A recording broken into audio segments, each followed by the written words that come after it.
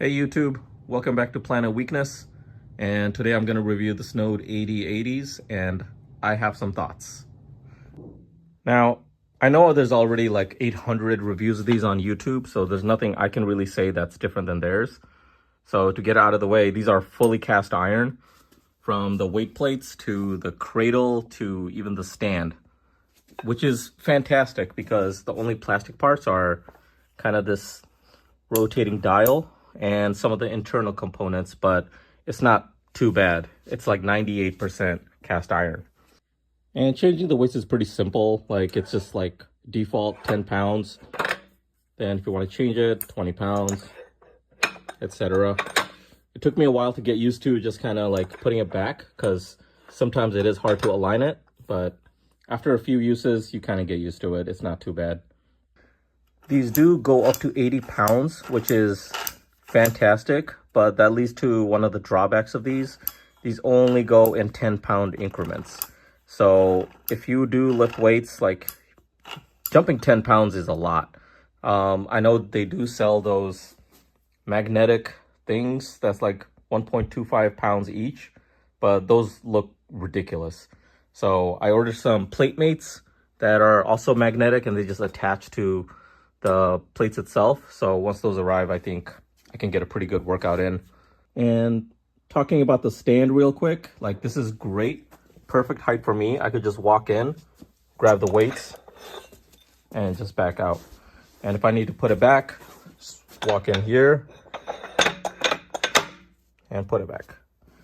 So the stand is fantastic. Everything holds up well, and it's just really sturdy. It doesn't move. I don't have to worry about it falling over. One drawback I have is the clips itself to hold it. Most of these are fine, but there are a couple clips where if you look really closely, it doesn't fully align with the thing. What it should be like is more like this. If you can see that, yeah. Like, you see how there's no gap here? It's just kind of pretty snug against it. Like, if you look at this one, here's a better angle. If you look at this one, you see that gap right there? It's not fully in, and it's kind of like above it, which I don't like. So what I had to do was kind of get a washer and tighten it into the bottom portion so it kind of is more snug against the cradle itself. And I'm going to get a few more washers to fix up the rest of these, because even though I don't think it's going to be a problem, it's not going to come off or anything, I don't want to take that chance. So I'm going to get a few more washers and fix this. Snode, -1 point.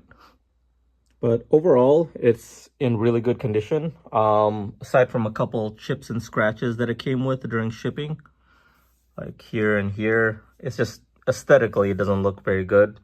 But overall, it's actually pretty good build quality over here. Snode also claims that these are drop proof up to like 32 or 36 inches.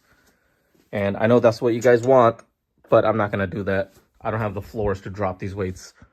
And lastly, the one thing I'm concerned about is the long-term durability of these. Not that it's going to break, but because it's cast iron, it might rust. And this thing did come with instructions on how to maintain it, how to clean it. So I'm hoping after a few years, it's not going to rust and it'll still hold up its value. So that's about it. These are fantastic dumbbells. And once I get my plate mates, these are going to be the perfect dumbbells for my home workout. There's a few things I'm concerned about, but overall, I'm not too worried right now. I'll probably do a review in about like a year to see how these have held up. And until next time, shit.